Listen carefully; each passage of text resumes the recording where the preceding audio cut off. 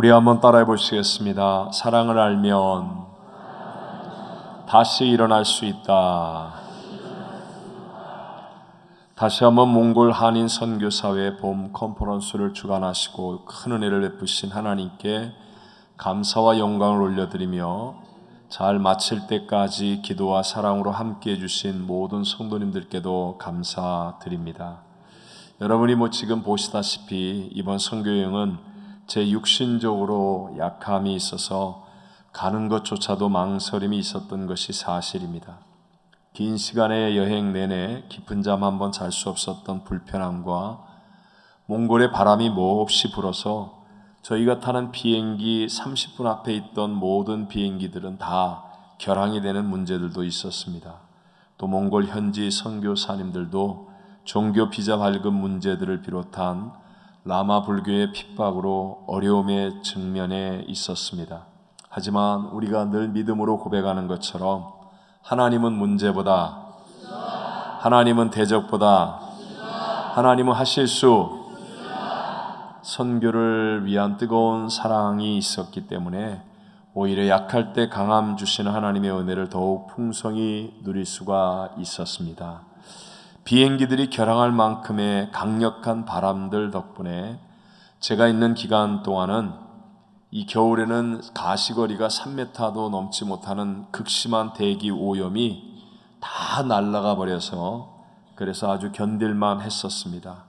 또 몽골의 위급하고 어려워진 선교 상황들 때문에 교단과 교파들이 다 다른 선교사님들에게 더 빨리 믿음의 도전과 기도의 불이 붙게 되더라라는 것입니다. 하나님께서 이 땅의 삶들을 내려다 보실 때에도 마찬가지가 아닐까 생각해 보았습니다. 우리 모두에게는 언제나 많은 문제와 어려움들, 절망적인 조건들이 있습니다. 그럼에도 불구하고 전지전능하신 하나님은 구원의 사역들을 놀랍게 이루어가고 있는 줄로 믿습니다. 그 이유와 비결은 바로 사랑이 있으시기 때문입니다. 사랑이 원인이라는 것입니다. 대표적인 성경 구절로 우리가 잘 아는 요한복음 3장 16절을 읽어봅니다. 하나님이 세상을 이처럼 사랑하사 독생자를 주셨으니 이는 그를 믿는 자마다 멸망하지 않고 영생을 얻게 하려 하심이라. 아멘. 사랑하셨기 때문에 독생자까지 아끼지 않고 내어주시는 그 어마어마한 일을 통하여 구원의 사역을 이루십니다. 오늘 본문도 동일한 내용의 말씀들을 우리에게 선포하죠. 우리의 인생엔 환난이 있고 인내가 있고 연단 소망이 있는데 그런데도 불구하고 사랑 때문에 우리는 이 모든 것들을 이겨낼 수 있다라고 말씀하고 있습니다. 오늘 저는 사랑을 알면 다시 일어날 수 있다라는 제목으로 세 가지 은혜를 함께 나누고자 합니다. 첫 번째, 우리 모든 인간의 부족함은 사랑으로 채워져야 하는 것임을 알아야 합니다. 무엇으로 채워져야 한다고요? 사랑으로. 우리 모든 인간은 하나님의 형상과 모양대로 창조되었지만 하나님의 형상과 모양대로 창조되었다는 이 말이 완전하게 창조되었다는 것은 아니라는 것을 알아야 합니다. 우리 창세기 2장 18절을 읽어보겠습니다. 여호와 하나님이 이르시되 사람이 혼자 사는 것이 좋지 아니하니 내가 그를 위하여 돕는 배필을 지으리라 하시니라. 창조하실 때 하나님은 보시기에 좋았더라 하시다가 사람을 지으시며 보시기에 심히 좋았더라 라고 하십니다. 하지만 사람이 혼자 사는 것이 좋지 아니하다라고 말씀하시죠. 그래서 돕는 배필을 지으셔서 둘이 사랑으로 한 몸을 이루게 하셨습니다. 그러니까 완전하게 지은 존재가 아니라는 것이죠. 여기서 돕는 배필할 때 돕는다라는 말은 히브리어로 에젤이라고 하는데요. 신약의 보혜사와 같은 의미입니다. 구약 성경 전체에 36번이 나오는데 35번이 모두 다 하나님께 향하여 쓰여진 단어입니다. 시편 121편 1절과 2절을 읽어봅니다. 내가 산을 향하여 눈을 들리라. 나의 도움이 어디서 올까? 나의 도움은 천지를 지으신 여호와에게서로다. 아멘. 여기서 도움이라는 말이 바로 에젤입니다. 그리고 하나님께 쓰여지는 이 에젤이란 단어가 단 한 번 바로 남자를 돕는 여자에게 쓰여졌습니다. 그러니까 우리 남자의 입장에 생각해 보면 우리는 하나님의 도움과 여자의 도움을 절대적으로 받아야 하는 존재라는 것이죠. 만약에 하나님이 아닌 사탄 또는 이세벨과 같은 악한 여자의 도움을 받는다면 천하 없는 남자라도 박살날 수밖에 없지만, 그러나 하나님과 올바른 믿음의 여자로부터 사랑의 도움을 받는다면 우리의 약함이 강함이 되어지고 또 하나님 앞에 형통한 복된 삶을 살게 될 줄로 믿습니다. 중요한 메시지가 무엇입니까? 사람은요, 혼자 강해 보이는 것 같지만 아니라는 거예요. 어떤 사람이라 할지라도 사람은 완전하지 않기 때문에 사랑으로 채워져야 온전해지는 존재라는 것이 성경이 말씀하는 메시지입니다. 우리가 만나는 사람들을 한번 생각해 보십시오. 우리가 만나는 사람은 가정에서부터 직장, 사업, 학교, 이웃 모든 사람들을 보면 다 다른 사람들이고 또 약한 사람들이라는 것 아닙니까? 여러분, 모든 사람들이 다르기 때문에 항상 잘함과 못함이 일어나게 되고 강함과 약함이 구별되게 되어 있다라는 거죠. 그럴 때 우리들이 무엇을 선택하느냐에 따라 우리의 인생이 결정되는 겁니다. 즉, 잘못함이나 약함을 비난하거나 험담하는 쪽을 선택할 수도 있고, 반대로 잘못함과 약함을 불쌍히 여기면서 도와주며 사랑하는 쪽을 선택할 수도 있는 것입니다. 비난과 험담을 선택하게 되면 결국은 정죄하는 자신과 정죄를 받는 당사자만 남기 때문에 결코 행복할 수가 없습니다. 남의 약점을 도와주려고 하지 않고 공격할 생각으로 반응하게 되면 그것이 바로 지옥이 되어버리고 마는 것입니다. 반대로 상대의 허물, 약점이 드러나게 될 때 그것을 사랑으로 도와주게 되면, 그러면 놀랍게도 우리 안에 하나님의 형상과 모양이 점점 온전하게 나타나게 될 줄로 믿습니다. 외람되지만 저는 대한민국의 정반대의 땅, 당시에는 작고 보잘것없는 도시 파라과이 델레스테에서 선교사역을 시작했습니다. 하지만 하나님이 교회를 세우신 이후에 하나님은 언제나 선교를 위해서 그 작은 교회가, 어려운 교회가 사랑하고 돕는 쪽이 되도록 방향을 인도해 주셨습니다. 항상 손해보는 것 같고 힘들고 어려운 것 같은데도 불구하고 사랑을 실천하는 쪽을 피하지 않았습니다. 그랬더니 결국은 저와 교회를 온전하게 해주시는 하나님이심을 늘 체험하게 해주시더라라는 것입니다. 우리 인간의 모든 공동체, 그것이 가정이든 직장, 사업, 학교, 교회, 어떤 나라이든 간에 반드시 나와는 다른 사람들이, 또 나와보다 약한 사람들이 함께 하게 되어 있습니다. 저 사람만 없으면 좋겠다라고 생각하여 그 사람을 배제해버리면 우리의 수준은 낭떠러지로 떨어집니다. 나를 힘들게 하고 어렵게 하는 사람이라 할지라도 그런 사람을 돕겠다라고 한다면 희한하게 하나님이 힘과 능력을 더하여 주셔서 더 온전해지는 복을 누리게 될 줄로 믿습니다. 공동체가 점점 좋아진다는 것은요, 좋은 사람들이 많아지는 게 아니라 뒤에서 험담하고 비난하는 대신에 서로 사랑으로 약점을 도우려고 하는 사람이 되기 때문에 공동체는 아름다워지고 감격이 있고 복이 흐르는 공동체가 되는 것입니다. 그럼 두 번째로, 어떻게 하면 사랑으로 행할 수 있을까? 사랑으로 채워져야 하는데 내가 먼저 사랑으로 채워지는 길은 오직 예수 그리스도를 통하여 이루어진다라는 것이죠. 여러분, 인간적인 사랑은 나를 채우기에는 너무나 불완전하고 흠이 많고 열매도 없습니다. 혹시 작년 러시아 월드컵 경기, 조별 경기를 한번 생각해 보실 수 있겠습니까? 한국이 속한 조가 죽음의 조라고 그랬는데요, 한국은 초반 두 경기에 스웨덴과 멕시코에게 졌습니다. 그러자 한국의 그래도 국가대표 선수들인데 다 죽일 놈들이 됐습니다. 그러다가 조별 마지막 경기인 세계 FIFA 랭킹 1위 독일과 경기를 했습니다. 승률이 한국에는 1%도 안 되는 경기에서 한국이 2대0으로 이겼습니다. 그러니까 잘한다고 하고 사랑한다고 그러고 난리가 일어났었습니다. 이게 일주일 사이에 일어난 일입니다. 여러분, 이런 사랑이 과연 우리의 마음을 채울 수 있을 것이라고 생각하십니까?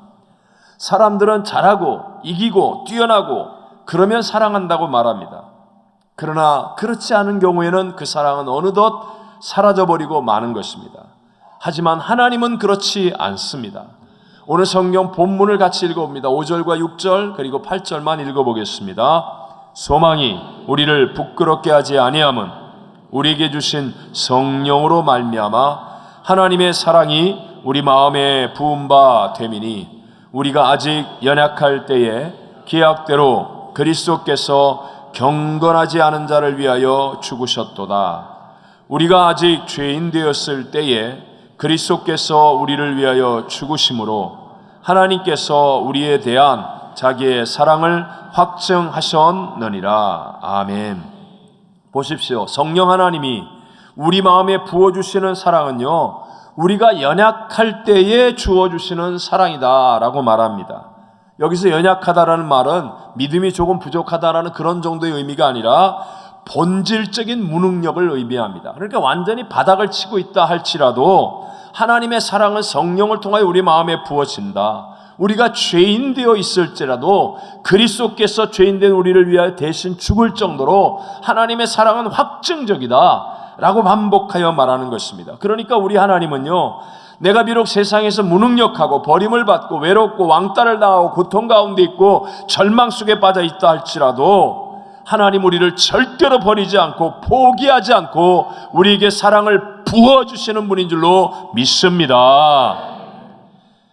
이번에 몽골 선교의 약함 가운데 제 마음을 붙들어 주었던 말씀들이 있었는데요, 그 중에 하나가 일전에 케냐 선교사님이 우리 교회에 오셔서 하셨던 말씀으로 영원에 대한 사랑을 잊지 않게 해주신 말씀이 되었습니다.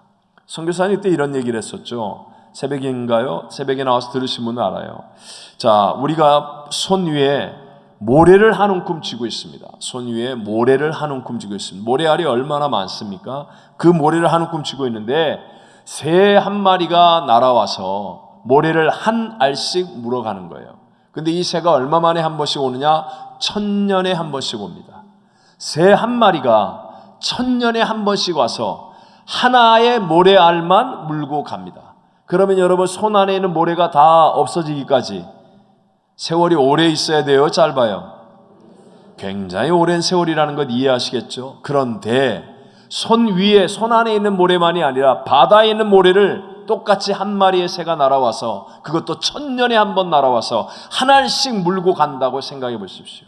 그럼 바다에 있는 모래가 다 없어지기까지는 얼마나 오랜 시간, 긴 시간이 흘러야 하겠습니까? 그런데 중요한 건 이거예요. 우리의 인생의 영생은 이것보다 더 긴 시간이라는 겁니다. 만약에 이 땅에는 짧은 인생 동안 예수 그리스도의 십자가와 부활의 복음을 듣지 못하고 하나님의 사랑을 받아들이지 못하여 구원받지 못한 사람은요, 그 어마어마하게 상상하지 못할 정도로 긴 영생의 순간 동안 지옥불 속에서 고통을 당해야 한다는 거예요. 이와 같은 인생을 건져내시기 위해 하나님의 사랑이 독생자 예수를 십자가에 못 박아 죽이는 십자가와 부활의 복음으로 우리에게 전달되었다는 것입니다. 여러분, 그것이 어찌 소중하지 않습니까? 그 복음이 얼마나 귀중한 것입니까? 하나님의 십자가의 사랑으로 저와 여러분 같은 죄인을 용서하셨고, 우리가 부활의 예수를 영접할 때 영생을 얻은 하나님의 자녀가 되게 해 주셨습니다. 그렇다면 우리는 내가 정말 그 예수로 구원을 받은 사람이 되었다면 몽골에 보잘것없어 보이는 한 영혼이라도, 나와 전혀 상관없을 것 같은 한 영혼이라도 귀중히 여기며 그 영혼의 영생을 위하여 복음을 전할 수 있는 기회에 최선으로 하나님의 사랑을 증거해야 되지 않겠습니까? 바로 그렇게 할 때 저와 여러분 안에 하나님의 사랑이 부어지게 되고요, 넘쳐 흘러 승리하는 삶을 살 수 있게 해주실 줄로 믿습니다. 여러분은 예수님을 구세주로 영접하여 구원을 받았다고 확신하십니까? 그렇다면 여러분은 그 복음을 나누면 나눌수록 하나님의 사랑으로 채워지게 된다는 것도 믿게 되시기를 바랍니다. 새들백교회 릭 워렌 목사님의 설교 중에도 나온 말입니다. 아마 동양 얘기 같은데요, 논에 물을 대는 것이 중요한 농사철이 되었습니다. 저수지에서 물길을 만들어 채우는 것이 가뭄에 유일하게 물이 있는 그 저수지로부터 물기를 만들어 자기 논에 채우는 것이 쉽지 않았지만, 그러나 농사짓는 사람에게 생명과 같은 일이지 않습니까? 그래서 성실한 그리스도인이 밤에 자기 논에 물을 대기 위해서 열심히 물기를 만들어서 저수지로부터 가뭄에 물을 끌어왔습니다. 그런데 아침에 자기 논에 가보니까 이게 웬일입니까? 자기 논의 물이 자기 밑에 있는 논의 물로 다 끌어가 버린 거예요. 얼마나 화가 납니까? 자기보다 밑에 있는 논의 사람이 자기가 받아놓은 논의 물을 다 끌어다 간 거예요.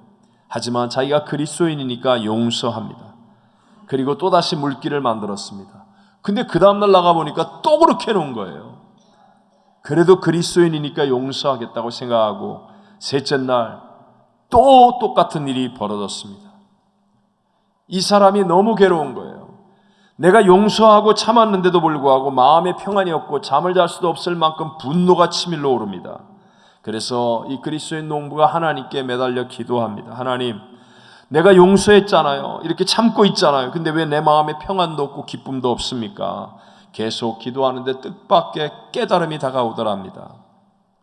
마음에 하나님의 음성처럼, 너는 왜 네가 바른 것만 생각하고 주장하느냐? 그 이상의 일을 할 수는 없느냐?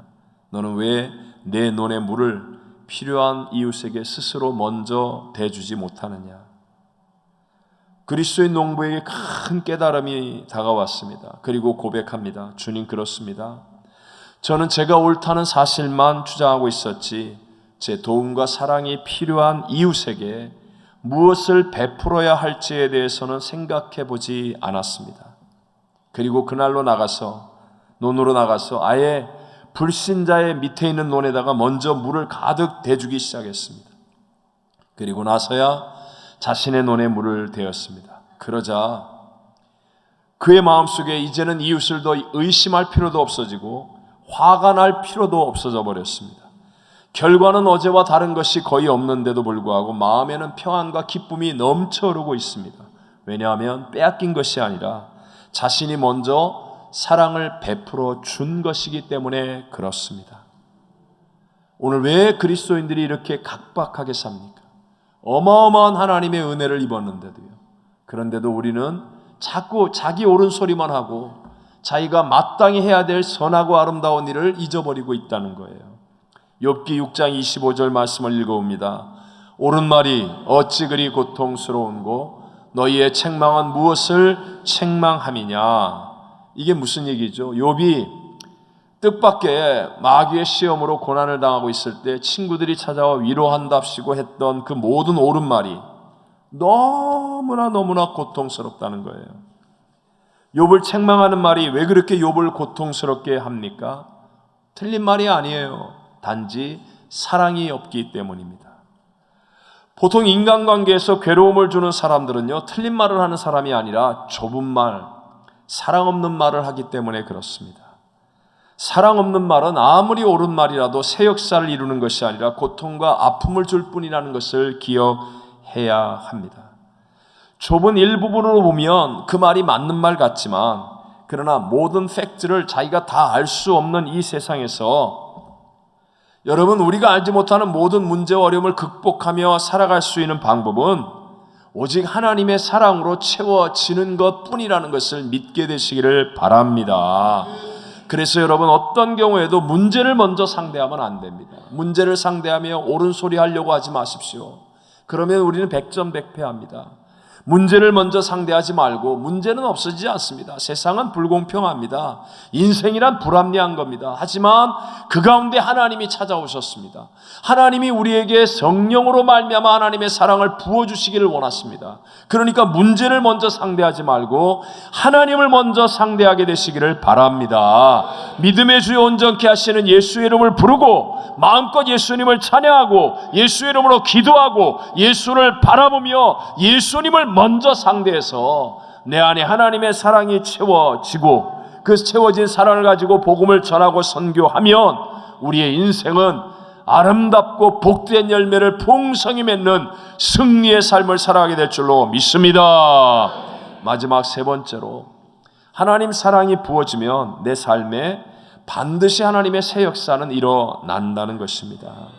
인간은 언제나 남을 도와주고 사랑하면 온전해지는 쪽으로 가게 되어 있습니다. 왜 그런 거 있죠? 돌아가셔야 되는 분인데 장애인 자녀가 있거나 꼭 돌봐야 될 사람이 있으면 오히려 장수하는 것, 마치 그런 것과 같아요. 도와줄 동생이 있으면 형이 더 온전해지고 건강해지는 것, 마치 그런 것과 같습니다. 하물며 하나님의 사랑을 내 안에 채우는데 반드시 실수가 없인 하나님의 역사가 왜 일어나지 않겠습니까? 사랑이신 하나님께서는요, 아담 혼자 사는 것이 좋지 않다라고 하시면서 돕는 배필을 지으리라 라고 하셨잖아요. 그리고 난 다음에 하신 말씀이 창세기 2장 19절입니다. 읽어봅니다. 여호와 하나님이 흙으로 각종 들짐승과 공중의 각종 새를 지으시고 아담이 무엇이라고 부르나 보시려고 그것들을 그에게로 이끌어 가시니 아담이 각 생물을 부르는 것이 곧 그 이름이 되었더라. 아멘. 보십시오. 여호와 하나님이 모든 생물을 직접 이끌어 가서 아담에게 이름을 짓도록 하셨습니다. 그리고 아담이 각 생물을 부르는 대로 이름이 되었다라고 말씀합니다. 이것은 분명히 하나님이 직접 행하시고 확인하신 일이었습니다. 오늘 우리 모든 하나님의 형상과 모양대로 지음받은 인간에게는 이름을 지을 수 있는 능력이 있다는 거예요. 즉 규정할 수 있는 능력, 네이밍이라고 그러나요? 규정할 수 있는 능력이 있다라는 것입니다. 그래서 세상의 악한 자들은요, 이 능력을 가지고 사람들에게 부정적인 프레임을 덮어 씌워버리죠. 낙인 효과라고 합니다. 뭔가 잘못된 일을 하나 하면 그걸 가지고 저 사람은 막 공산주의자야, 빨갱이야, 나쁜 놈이야, 매국노야, 그냥 확 부정적인 프레임을 덮어 씌워버립니다. 그러면 낙인이 찍혀가지고 그 사람이 하는 모든 착한 일도 다 나쁜 짓이 되어버리고 마는 것입니다. 현대인들에게 진화론만큼이나 크고 나쁜 영향을 미친 것이 있다면 프로이트의 심리학이라고도 할 수 있습니다. 프로이트와 칼 구스타브 융과 같은 심리학자들은 모든 결과에는 원인이 있다라는 원인론으로 자꾸 모든 것을 규정하려고 했습니다. 즉 과거의 어떤 상처, 트라우마, 어린 시절의 어떤 약함, 이런 원인이 있기 때문에 현재의 나라고 하는 결과가 만들어졌다라고 규정하는 것입니다. 근데 생각해 보십시오. 과거는 바꿀 수 있습니까? 없습니까? 과거를 어떻게 바꿉니까? 내가 태어난 환경, 내 고향, 내 졸업한 학벌, 내가 지나온 모든 과거, 그걸 어떻게 바꿉니까?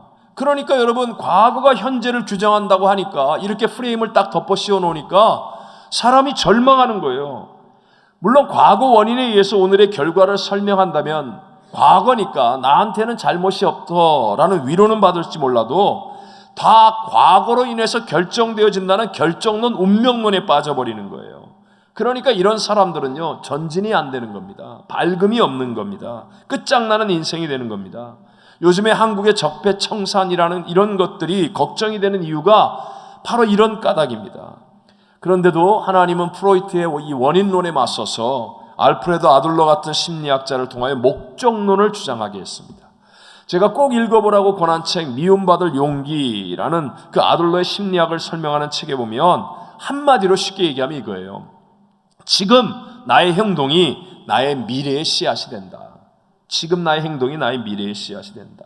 그러니까 과거의 트라우마, 상처 이런 이론을 부정하면서 중요한 것은 과거의 경험을 통해 무엇이 내게 주어졌느냐가 아니라 주어진 것을 내가 어떻게 해석하고 활용하느냐에 달려있다라고 말하는 거예요. 그러니까 아들러의 심리학은 내가 만약에 내일에 대한 분명한 목적과 소원과 꿈이 있으면 그러면 내 과거가 어떤 것이든 간에 그것을 바르게 해석하여서 결국 과거가 내 발목을 붙잡는 게 아니라 그 과거를 잘 해석해서 오늘 내가 그 내일의 꿈을 향해 심는 자가 되고 그래서 나는 내일을 위대하게 창조하는 삶을 살아갈 수 있다라는 내용이 되어지는 것입니다. 여기서 이게 왜 중요합니까? 여러분, 하나님의 사랑이 우리에게 부어지잖아요. 그러면 우리에게 천국의 미래가 확 열려지게 될 줄로 믿습니다. 하나님의 사랑이 부어지면요, 영생의 눈이 열려지고 그리고 성령으로 우리의 마음에 하나님의 사랑이 부어지기 때문에요, 놀랍게도 우리 안에 꿈과 비전과 환상이 막 넘쳐나는 거예요. 그래서 우리가 가야 할 뚜렷한 목적이 막 가슴속에 불같이 일어나기 때문에 어떤 상황 속에서도 긍정적인 규정이 되는 겁니다. 긍정적으로 규정하는 거예요. 고난이 올 때마다 야 이제 불경기다, 끝장이다, 절망이다 이런 사람하고 이 고난의 십자가 너머에 부활의 영광이 있어 라는 사람하고 누가 고난을 이기겠습니까? 위기를 두려움으로 맞이하는 사람하고 위기는 위대한 기회야 라고 외치면서 규정하면서 나가는 사람이 누가 성장하겠습니까? 어려움으로 만나 어떤 끝이 이루어졌다. 그래서 끝이라고 하지 않고 끄트머리 그러잖아요. 끄트머리. 머리가 뭐예요? 새롭게 시작하는 거예요. 끝이 아니라 내 인생이 이제 끝이야. 그게 아니에요. 끄트머리. 그러면 다시 시작하는 거예요. 머리. 이 어려운 말을 잘 이해를 못 하시고요. 이런 사람은 이렇게 규정할 수 있는 사람은요. 새롭게 일어날 수 있다라는 거예요.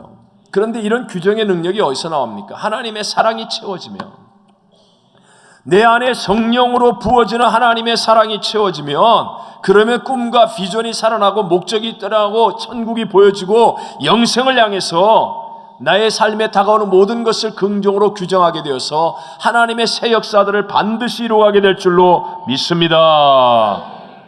몽골 선교사 수련회의 결론입니다. 참 어려웠습니다. 힘들었습니다. 상황과 형편이 안 좋았습니다. 하지만 우리가 거기에 모여서 하나님의 사랑으로 채우니까 모두가 기뻐했습니다. 소망을 가졌습니다. 하나님은 하실 수 있다라는 선포가 처음과 끝이 정말 하늘과 땅만큼 다를 정도로 감격스럽게 이루어졌습니다. 하나님의 사랑을 채우면 미웠던 몽골 사람 사랑할 수 있고요. 정말 힘들었던 사역 감당할 수 있게 되고요. 잃어버렸던 꿈 회복할 수 있게 되고요. 하나님의 사랑으로 채우면 위대한 내일을 향해 용기 있게 달려갈 수 있게 될 줄로 믿습니다. 부흥, 리바이벌. 이것은요 인간이 의도하는 방법으로 심리적으로 최면술로 환경적인 어떤 자극으로 이루어지는 것이 아니라 오직 하나님의 생명이 부어져서 다시 살아나는 게 리바이벌입니다. 하나님의 생명이 부어지는 것은 하나님의 일하심이고 반드시 사랑으로 이루어지게 되어 있다라는 거예요. 그러니까 여러분 오늘 우리에게 필요한 건 스펙이 아니라 사랑입니다. 사랑. 오늘 우리에게 필요한 이 심령과 가정과 우리의 이민생활과 교회의 부흥 이것도 마찬가지로 사랑으로 이루어지는 것입니다. 그래서 하나님의 사랑은 이것은 우리가 구해도 되고 안 구해도 되는 게 아니라 필수예요. 반드시 구해야 하는 것입니다. 상황과 조건보다 더 중요한 것이 하나님의 사랑입니다. 사랑을 알면 예수 그리스도의 십자가를 바라보고 문제보다도 주님을 먼저 바라보고 하나님의 사랑이 우리 마음에 채워지면 어떤 상황, 어떤 형편, 어떤 환경에서 다시 일어날 수 있습니다. 오늘 모두 이 하나님의 사랑으로 위대한 하나님의 새 역사를 이루어가는 인생 되시기를 주님 이름으로 축원합니다.